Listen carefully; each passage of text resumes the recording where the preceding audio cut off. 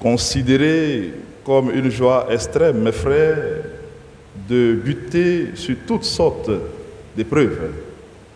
Vous le savez, une telle vérification de votre foi produit l'endurance.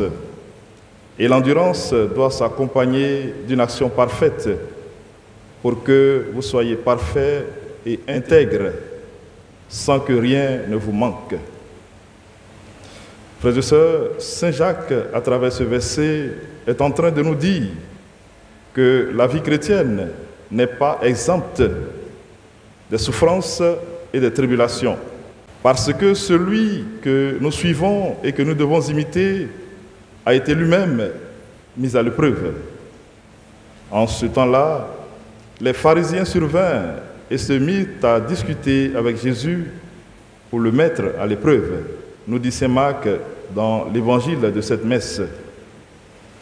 Frères et sœurs, chers amis, si vous fuyez l'épreuve, votre vie deviendra difficile. Je ne dis pas d'aller chercher les épreuves, mais du fait que tu es humain et chrétien en plus, ta vie est une contradiction pour le monde. Ces détresses, ces souffrances et ces tribulations sont un test pour vérifier la qualité de notre foi. Car certains chrétiens disent avoir la foi, mais ils sont pleins d'hésitation, de balancement et de doute, comme ces vagues de la mer que le vent agite et soulève.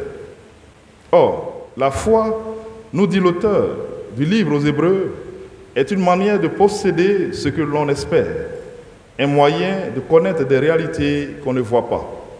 Sans la foi, il est impossible d'être agréable à Dieu, car pour s'avancer vers lui, il faut croire qu'il existe et qu'il récompense ceux qui le cherchent.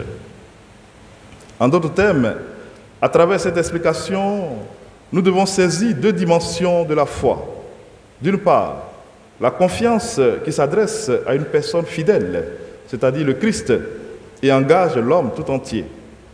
Et d'autre part, une démarche de l'intelligence à qui une parole ou des signes permettent d'accéder à des réalités qu'on ne voit pas.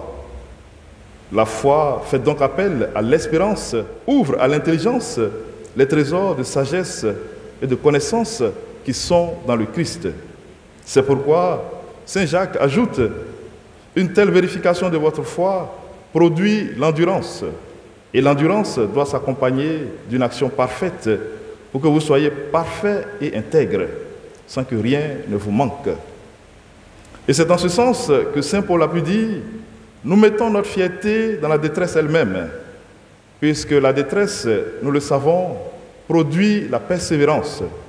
La persévérance produit la vertu éprouvée produit l'espérance.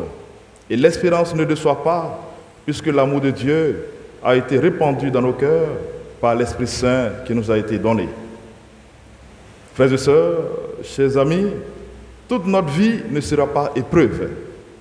C'est pour peu de temps que nous sommes affligés par diverses épreuves. Alors, que faire dans ces conditions? Pour un bon usage des épreuves, il faut la patience, c'est-à-dire avoir du souffle. Il faut ensuite la vraie sagesse qui permet de comprendre et de faire la volonté de Dieu en discernant le bien du mal. Et il faut enfin la prière de foi, la demande avec foi.